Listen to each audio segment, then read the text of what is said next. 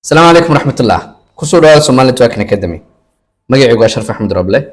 مقالكم حكوا حالنا إن عن قبض إن بدن لقيا هنا عركتين أما بوقت حاضر كانوا كويس وتهدي بعد استعمال يسو بيند لا. عقبض وجوه رئيس عن ربنا السيستم كأنه كحل واحد تاعي. Imagine وحصو import الجريسة إلا بكذا. مركي حصو import الجريدة وحصو ضيدة إن start الجريدة. سيستم كوا وريك سنايا وحدار مسكديجايا كتبنا جديد كيسو كلها بنايا.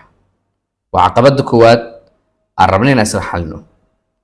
عقبض الله على عربنا حلنو حتاي. Imagine وحا إما تمشي وكو install جريسة هاي بيند لا بكذا. هو VMware كذا. مشان وحكو صبح هذا warning neither Intel VTX or AMD found. أيضنا وعقبضة لبعض أهرب إنه كحل إنه مقال كنا. عقبضة سد حدا هرب إنه مقال كنا كحل إنه حيتاي. Imagine وحد سكود ضيده إنه manage جريدو VMware كذا. Of course VMware كمركا manage جريدو وحليها هاي IP address. وحصوفرتها terminal. Then marka terminal ka soo furato waxaad sameeydaa SSH root then serverkaada IP-giis 146 inta markii aad sameeydo inta aad tiraahdo waa tan caqabada saddexaad arabnina xalino which is remote host authentication has changed caqabadana ka bilaabeyna xalkeeda caqabadan waxay timaadaa markii aad soo import gareyso binetkaada durba aad ku gasho SSH kadibna systemka hostname-ka aad ka bedesho reboot aad u dirto waxa adkaanaysa mar labaad in systemka ku gasho SSH si marka arinkana u xalino annagoo joogno terminalka waxaad ku qortaa cd kadib space u bax kadib dheh dhibic ss kadib taabo tab keyboardkaada automatic waxa ku dhamaystirmaayo directory-ga faylasha SSH ka yaalaan because markasto SSH aad system ku access gareynaydo systemkaas wuxuu dhiga doonaa computerkaada faylar faylashaasna tomorrow markii aad damacdo systemka inaad mar labaad access gareydo waxa ku sahlanaanayso in lagu aamino because SSH ka wuxuu leeyahay public key iyo private key. Alright, so right here enter alena. Now waxaan ku dhex jirnaa folderka SSH. Waxaan rabnaa inaan ka dirtirno laba file. Si labadaas file aan u xaqiijino waxaan ku qortaa dir kadib dheh enter. Kan kar ayuu noo yarageeya. Labada file waa kuwaana waa noun host iyo noun_old. Si aan u tirtirno waxaan qortaa del which is delete. kadibna waxaa soo koobiyeysaa noun or waxaa taabataa kn kadibna taabo keyboardkaada tab automatic wuxuu ku qorayaa dhibic /noun hostis miyaa rabtaa inaad tirtirto waxaa leenahay ha okay labo waxaan tirtiraynaa noun host.old sidii oo kale waxaa leenahay del sigana noun kadibna waxaa taabanaynaa tab enter leenahay right here waxaa masaxnay labadan annagoo ku jirna directory-ga SSH si ay u xaqiijino waxaa ku qortaa mar labaad dir waxa ku soo baxaya meesha inuu empty ah now waxaan isku dayaynaa mar labaad inaan access gareyno device-keena annagoo isticmaalayna SSH keygi waxaan leenahay copy inta ku base gareynayna waxaan leenahay enter right here waxaa la weydiiyey diyaar ma u tahay serverka aad gelayso faylashiisa public keyga inuu dhigto computerkaada si tomorrow lagu aamino waxa leenahay yes mar haddii yes aad tiraahdo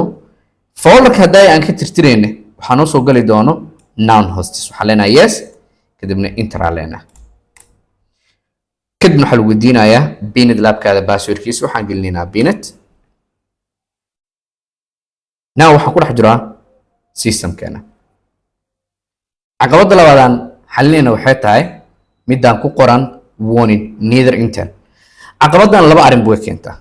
waa arrinka koowaad haddii computerkaada uu enable u ahayn virtualization maxay tahay waa nidaam u suuragelinayo computerkaada Windows ku jira inaad ku dul dhisto another computer which is virtual machine ka doortiina yaala. Okay, si aad u xaqiijiso inuu kuu furan yahay virtualization ka, task manager kaada imaaw, right click dheh, task manager dooro, then waxaad doorataa meesha ay ku qoran tahay performance, kadib waxaad sii doorataa CPU. haddii meeshan ay tahay virtualization enable, amazing aad tahay. Alright, haddaynan enable lahayn ma kuu shaqeynayo. haddii alt zoom aan iraado kuu soo weyneeyo sidaan u ekaanaysa. Right, good. tilaabadan si aan u xaqiijino computerka waa diminaynaa, I mean computerka virtualka waxaa leenahay power off. Okay, so power off markaan dhahno waxaan dooranaynaa machinekeena magaciisa, kadib waxaan ka dooranaynaa processor, kadib waxaan kasii dooranaynaa isla processor, kadibna waxaan kasii dooranaynaa virtualization Intel, tigaa saaraynaa, kadibna waxaan leenahay okay. Second, haddii RAM-kaada uu ka yaryahay 8 GB, please meeshan ka dhig 2 GB, 1 GB. haddii computerkaada uu ka yaryahay Core i3, please meeshan ka dhig 2. intaba si aad u sameyso ku dhufo processorkaada, kadib isla boxkii haddaay noo soo baxayay meeshan kora waxaa ka dhigtaa 2, meeshan waxay kuu noqonaysaa 2. Okay, RAM-ka dooro, kadibna ka dhig, aniga waxaan ka dhigayaa hadda 4 GB, kadibna dheh okay. Now everything is set.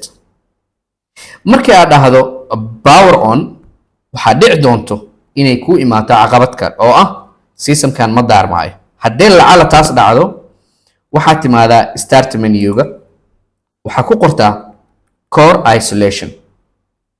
kadib waxaa ku imaan doono core isolation-ka. Alright, dooro iyada, kadib meeshan on ay ku ahaa doontaa off ka dhig. intaa markaa sameedo systemkaada automatic lagu soo daarmaya. tanna waa caqabada labaad qaabka aan u xalinahay. caqabada saddexaad, markuu soo daarmo systemka waxaan aadaynaa browserka oo nooga furnaa laabkeena. caqabadan waxay ahayd systemka markaad daarno inuu hore iska soo damiyo. waxaa sababi kara in fileka ama operating systemka uunan haysanin permissionka loogu talagalay. haddii permissionkaas oo haysanin,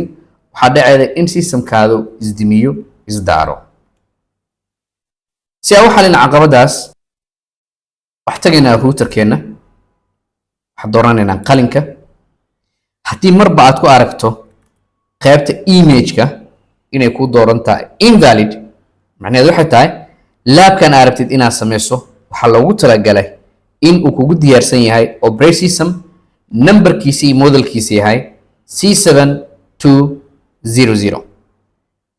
invalid waxay caddeynaysaa in operating systemkaas uu ku diyaarsaneen. si operating systemkan systemka aan ugu shubno, waxaan soo furanaynaa terminal,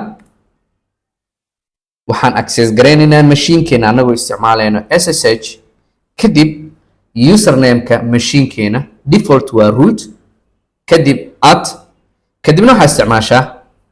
IP-ga virtual machine-ka uu ku siinaayo, which is in my case 192.168.132.146. adiga please mar waliba imaam systemkaada virtual machine-kaada fiiri numberku uu wato. aniga wuxuu ii wataa 192.168.132.142. Alright, then terminalkaada adigoo joogo enter dheh, kadib waxaa dhahdaa passwordka defaultiga binit. yes, haddii ay xasuusato caqabadan horaan usoo xalina markii aan dhahnaba inuu error noo soo saaro. way right now waxaan rabnaa inaan xalino this invalid. systemka markii aad soo access gareedo, waxaad soo furtaa browserkaada, meeshan waxaa ku qortaa iShare2. make sure inaad doorato linkiga labaad. difference ugu dhexeeya waxay tahay markii aad fiirido qaybtan waxaa ku qoran github.com/iShare2-org. kan korana waxaa ku qoran github.com bnet lab please dooro midkaan hoose enter dheh systemka markuu soo load gareysmo browserka hoos u soo daadeg waxaad imaataa meesha ay ku qoran tahay online installation marka ugu horeyso waxaa soo koobiyeysaa linkigan ka bilaabanayo wk please ha sameynin inaad drag a soo sameedo oo highlight gareyso si arrinkaas aad kaga fursato meeshan waxaa ku taala copy button just copy button taabo kadib imaaw terminalkaada kadib inta ku base garee make sure computerkaada inuu haysto internet because waxaan soo dejinaynaa repository naga caawinayo inaan la soo degno every operating system aan u baahano si laabkeena aan u sameyno enter dheh enter markaad tiraahdo dabcan systemku wuxuu bilaabayaa inuu faylal soo dejiyo depends on internetkaada xawaarihiisa okay so timekiisa sii spacekiisa sii sug inta uu dhameynayo okay annagana waa sugaynaa of course markii uu dhameeyana waa isku soo laabanaynaa dabcan hagaaga dabcan weli waxaa ku guda jirnaa processkii downloading marmar waxaa dhici doonto meesha inay bilig iska ahaato alright systemka haddii lacala sidan uu u dhaqaaqi waayo ha iloobin inaad tiraahdo enter because haddii aad ilowdo waxaa dhacayso in systemka meesha iskaaga taagnaado u baahan yahay inaad enter tiraahdo ugu meel kasta ay ku qoran tahay updating packages waxay qaadanaysaa cabaar si uu usoo dego haddii cabaarka aad u dareento waqti badan inay qaadanayso just ha iloobin inaad tiraahdo enter kadibna waxaa kuu soo baxaya dabcan processka siduu u ahaa haddii enter aad tiraahdo ay kuu soo bixi waayaan waxba macnaheedu waxay tahay still faylala la soo dejinaya just si janiskiisa inta uu ka dhameynayo annagana waa siinaynaa right now waxaan arkaynaa installationka in already unzipping ku sameynayo okay sidaan oo kale hadda waxaan arkaya cabaar inay taagnaato shaki hadduu ogala intera leeyahay right good gabagabaa maraynaa almost meeshan markii aad joogtid diyaar muu tahay in iShare2 aad siido access ah file kasta inuu kuu soo dejiyo faster yes or no by default no aa saaran annagana waxaan rabnaa in ciyo aan soo degsano sidaas awgeed waxaan soo degsanaynaa scriptigan la yiraahdo area 2c waxaan leenahay y kadibna waxaan leenahay enter waxaynu soo degaya marka area 2 filekiisa wuxuu leeyahay updating package list timekiisa c kadib dheh enter haddii aragto inuu systemka dhaqaaqi waayo do not panic just leave it alone waqtigiisa qaato isku soo laabanaynaa processka markuu noo dhamaado waa tahay processkeena gabagabo maraa markii aan soo dhahanay yes waxaa imaanay meesha u dambeyso ah processing triggers cabaaro taagnaada enter markaa idhi waxay soo baxday diyaar muu tahay in aan la soo degno ama aan jeengareyno ssl of course haddaadan waxba dooranin defaultiga waxaa saaran yes annaga waa u fududeynaynaa waayaa taabanayna enter aan leenahay qaybta xigta qaabkee u rabtaa updateka annaga by default maina noo saaran which is number 3 kadib waxaa leenahay enter qaybta labaad waxaana la weydiinayaa haddii aan u baahano in faylal aan la soo degno mirrors wax la yiraahdaa jiro oo naga caawinaya in faylasha aan rabno noo soo dhaweeyaan by default number 1 y number 1 ku deenaynaa enter leenahay again systemka waxaa arkaynaa in oo complete inuu yahay remember labka isticmaaleyno waa router modelkiisana waa C7200 okay so hadda waxaan u baahanaa marka inaan la soo degno router ugu inta isticmaaleyso any VM or any virtual labs routers waxaa loo yaqaanaa Dynapse switcheska qaybo kamid ah waxay galaan QEMU qaybo kamid ah waxay galaan IOL anaga hadda waxaan rabnaa marka inaan la soo degno router si aan router ula soo degno meesha waxaan ku qoraynaa iShare before iShare aan dhihin one more command aan noo haray aan sameyno commandkaas si anytime iShare2 ay noogu fududaato right here waxaan soo koobiyeyna kan this time kan xigaa soo koobiyeynayna inta ku base gareynayna enter leena kan processkiisa aad u sahlan yahay just wuxuu naga jeegareynayaa scripts kasta iyo wax waliba aan u baahanahay inay noo ahaadaan kuwa need ah now waxaan sameynaynaa inaan masaxno shaashadeena okay good waxaan la soo degaynaa marka routerka si aan u xalino problemkan si aan router ugu soo degno waxaan qoraynaa iShare 2 ha ilowin iShare 2 space search space operating system ka rabna inaan la soo degno waa C7200 okay option waxaa haysataa inta inaad ku qorto C7200 kadibna aad tiraahdo search garee waxaa ku soo baxaayo anything related to C200 haddii ay ku soo bixi weydo ee maanta oo dhan aad aragto invalid nuna panic okay so waxaan arkayaa C700 operating system keena muxuu ahaa C70011 soo ma intan waxaan ka fiirinaynaa C70011 waxaan arkayaa hadda in aan ismaaj gareynayn si aan ula soo degno waxaan qoraynaa iShare 2 meesha search aan ka dhigayno waxaan leenahay bull space kadib waxaan sheegaynaa operating system-kan fileka mainku ah oo loo yaqaano Dynapse meesha waxaan ku qoraynaa Dyna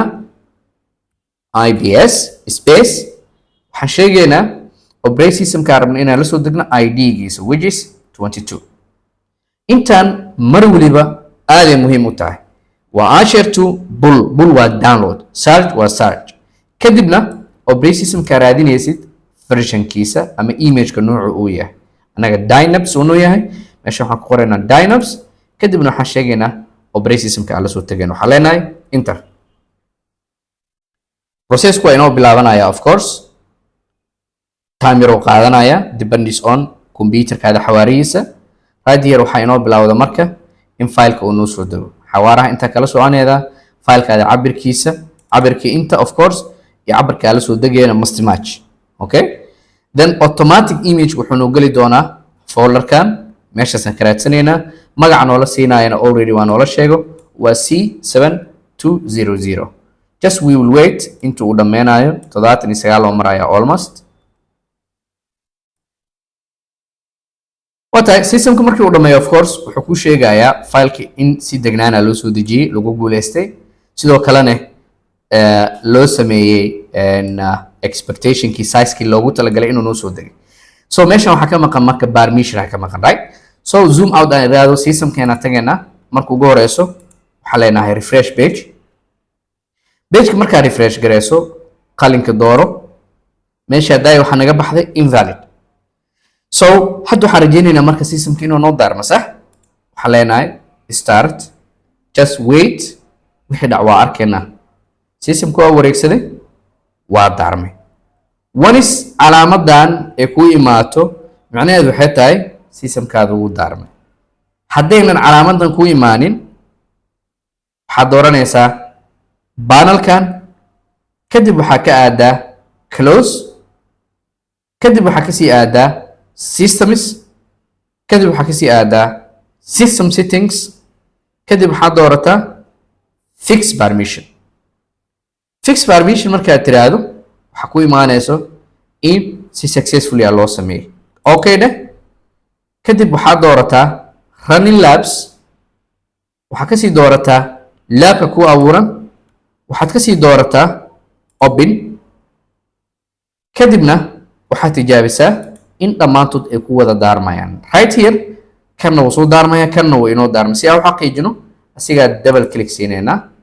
kadib waxaa leenahay open of course adiga inuu open kuu keenina laga yaaba right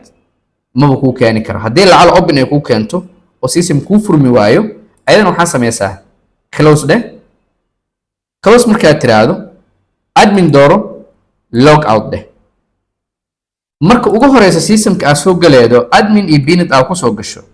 meeshan default ay ku qoran tahay HTML5 ka dooro kadibna caption-ka geli kadibna dheh login okay janiskiisa si kadib dooro filekaada kadibna dheh open hadda markii aan ku dhufto waxa ii furmaayo terminalkan aad u quruxda badan waxaa arkaya systemkii inuu soo load gareysmayo of course so let's try inaan soo daarna marka switchka waxaa leenaha play janiskiisa siinayna sidii oo kale waxaa dhacaysa inuu demo mujada si aad u xaqiijiso ku dhufa qalinka ama dheh right click kadib ka dooro edit maxaa inta ku yaala invalid maxaa ku xalinaynaa invalidka inaan soo dejino si aan soo dejino terminal ku laabo sidoo kale dheh ishare2 oo small ah search operating system keena magaciis let me check it L2 means AD inta saaradinayna waxa leenahay L2 just inta soo qoraysa enter dheh inta markaad tiraahdo of course systemka wuu raadinaya L2 yaa la yiraahdaa waxa ku soo baxaysa wax kasto L2 ka bilaabanaya you see so aniga waxaan rabnaa inaan la soo degno number 2 okay or number 1 ay mar waliba waxaa jeegareysaa laabka lagu siiyey muxuu ahaa let me try inaan mar kale double check ku sameeyo waa enterprise K9M152 haddii aan ku laabto marka binitkeyga kan koowaad waa si aan usoo dejiyo mar waliba maxaa muhiim ah modelka ama imagekaada magaciisa so meeshan waxaan ku qoraynaa marka ishare2 bull imagekeena magaciisa waxaa la yidhaahdaa iol small or capital is okay kadibna numberka aan rabno inaan la soo degno oo ah number 1 waxaan leenahay enter processkii ay noo socda imageka yes marka qaarkood haddaa aragta ciladan is okay ciladan inta ka imaata waa internet issue just isku day inaad iska xaliso internetkaada kadibna processkii mar wata iska xaliyaan internetka then waa sugeynaa inta uu ka soo degaayo kadibna isla processkii aan maraynaa hadduu ilaahay idmo then finally waxaan rajaynayaa qof waliba markaas inuu u shaqeyn doono laabkiisa si degan watahay waa inuu soo dega filekeena let me zoom out so systemka mar waliba ha iloogin inaad tiraahdo refresh markaad tiraahdo dooro switchkaada this time waxaa noo soo baxday amazing so waa play garaynaynaa marka kan kalena sidoo kale play yaa leenahay okay ama right click start okay adi mar waliba meeshan waxaa ka jeegaraysaa in ay ku noqoto okay hadda waxaa arkaya systemka inuu daarmo isoo damiyey see u xalinaynaa waxaan tegaynaa close waxaan dooranaynaa system settings of course fix permission then waxaan arkaynaa permissionkan inuu noqdo success waxaan ku laabanaynaa systemkeena waxaan dooranaynaa laabkeena magaciisa kadib waxaa leenahay open kadib mar labaad waxaa leeyahay start kan kalena sidoo kale waxaa leeyahay start dan processkii aan sugaynaa waan ugu soo laabtaa iyadina waa xalinaynaa waxaa arkaynaa kan hadda inuu noo shaqeeyay right this one waa noo shaqeeyay haddii aad aragto in maanta o dhan sidaan ay kusoo laalaabato right click dheh wipe kadib yes dheh this time start dheh okay